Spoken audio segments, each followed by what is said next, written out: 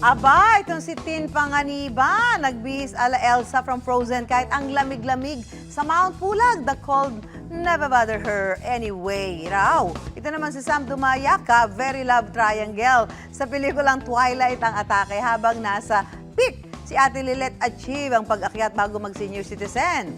Ilan lang sila sa mga joiners na may iba't ibang trip nang maabot ang summit ng Mount Pulag Protected Landscape, ang tinaguriang Playground of the Gods. Ang Wow. Pulag ang pinakamataas na bundok sa Luzon at pangatlo sa buong Pilipinas. Instagram-worthy kaya pati si DJ na upload director natin, emote sa summit para pang may clout pa sa social media.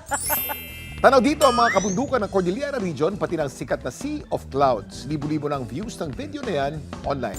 Nakakatuwa Alam mo, naman. yung Pulag, Susan, ang maganda dyan, before sunrise, mag-hiking ka papunta rin sa gitna. So, tapos yung... Slightly above the clouds. At makikita mo yung sunrise dun sa ibabaw ng clouds. Magiging Wow. kulay orange yung mga ulap. Sea of At clouds. malamig. Ang ganda-ganda. Ang galing naman. Oo, Akala sobra. mo talaga si DJ na gawa Si DJ, niya. oo. Galing, Kahit chubby yan. Ano yan, fit yan. Ay, di ako.